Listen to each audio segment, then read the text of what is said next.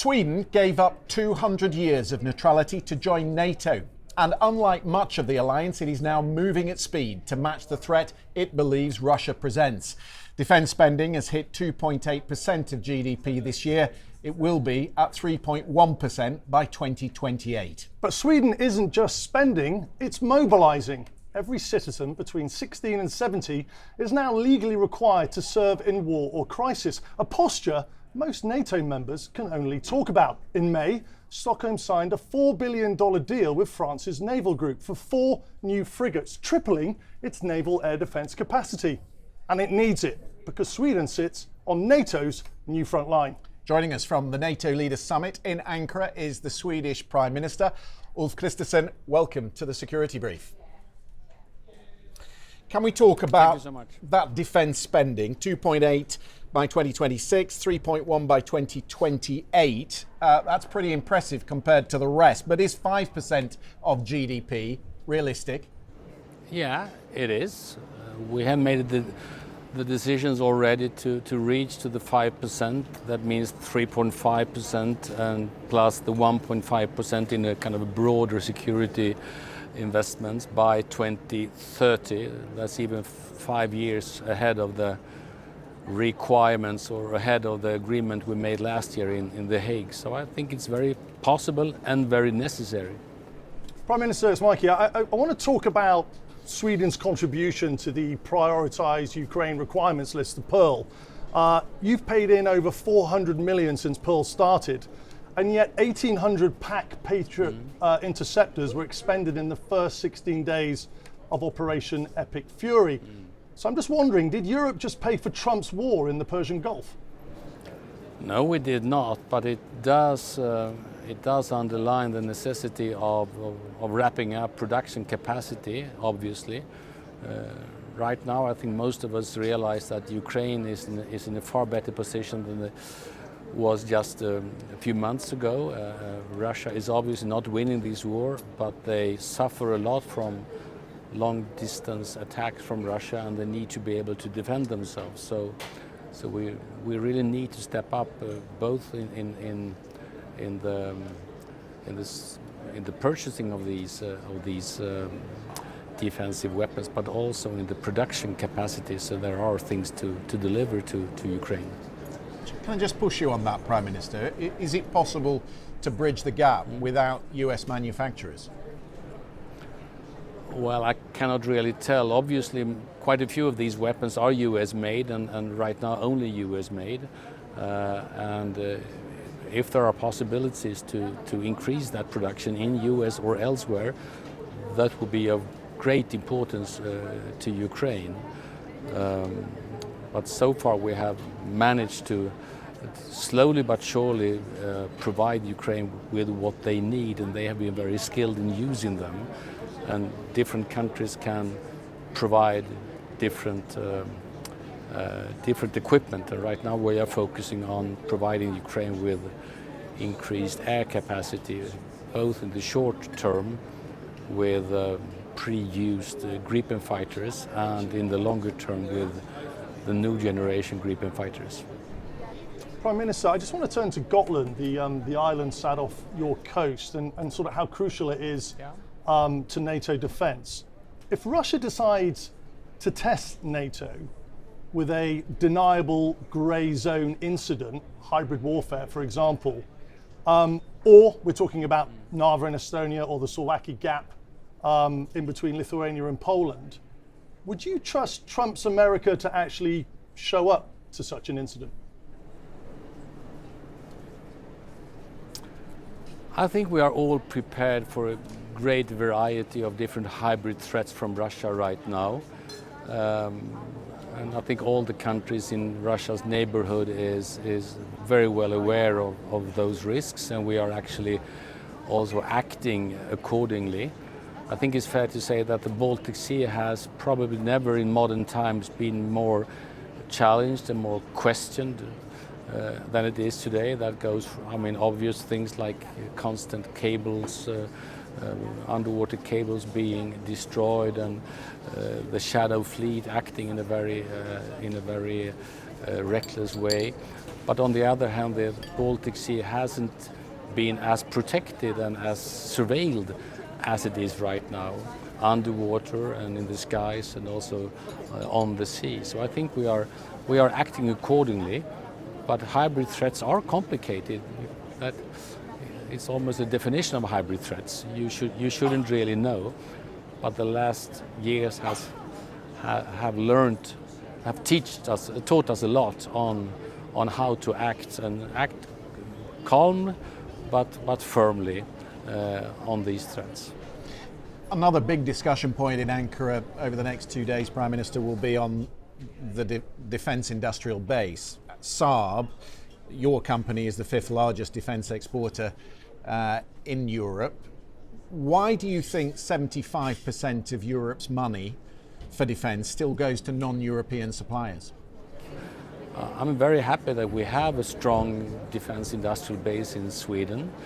I'm also very happy that it is nowadays being regarded in a more proper way. It used to be viewed by some people as something, not seen as a sustainable investment and things like that.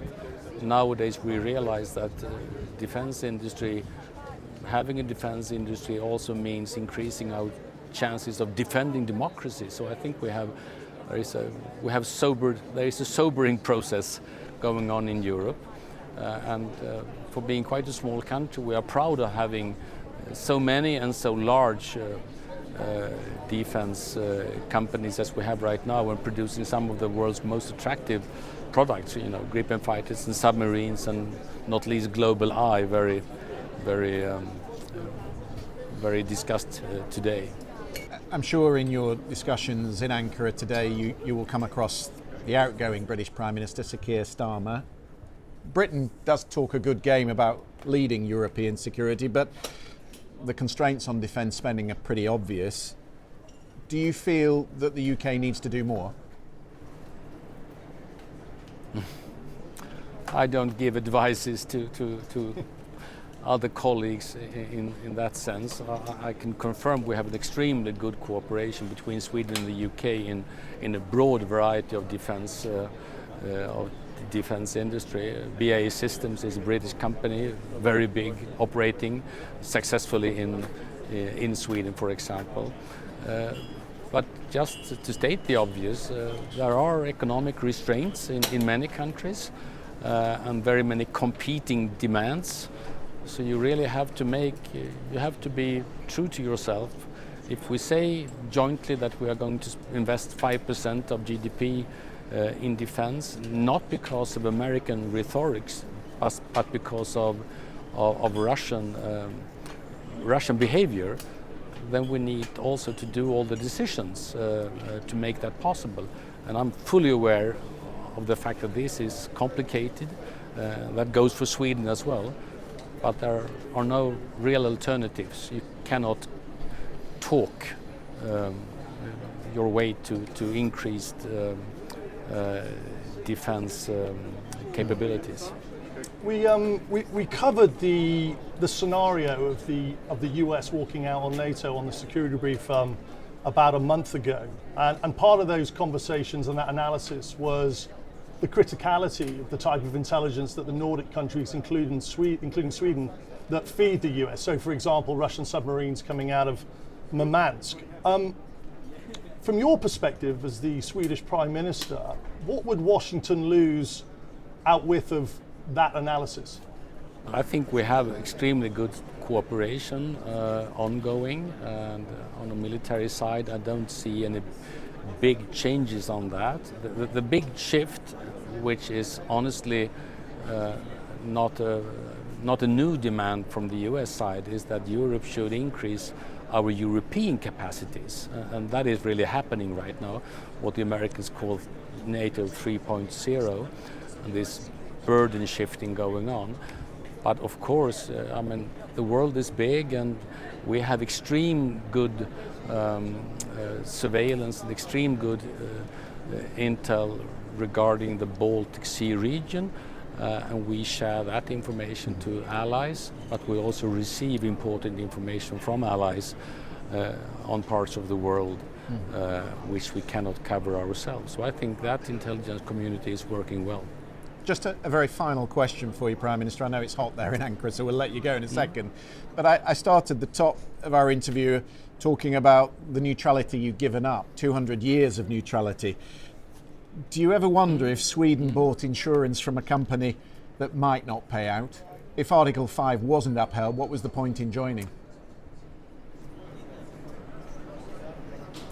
I see no reason at all to doubt the fact that Article 5 is very valid. I think that is reconfirmed again and again and again. That's point one. Point two is that we joined NATO because of the realization that we need more of protection in our part of the world when Russia is behaving the way Russia is behaving. But we also joined NATO to provide security because we have abilities and capabilities around the Baltic Sea which are quite unique. And I think it works really both ways. So just have a look at the map. When NATO is complete with Sweden and with Finland, you can see that the Baltic Sea is surrounded of NATO countries. That's why I can say for sure that the Baltic Sea has really never been as protected and as safe as it is right now in a very challenging time. So I think, and add to that, for me, of course, the US is an important ally in NATO, but for me, equally important are, of course, neighboring countries. For me, NATO is also Finland, Denmark, Norway, the 3 Baltic states, Poland, Germany, France, the UK. So we are really very much integrating into the European part of NATO, and which is a part that is increasingly taking on the responsibility that Europe should have been taking on since long. Critical partners, and a point that the US Secretary of State made on his recent visit here to Europe. Swedish Prime Minister Ulf Kristersson, it's very good to have you on the Security Brief. Thank you very much, and best of luck with your conversations later today. Thanks for having me. Thanks.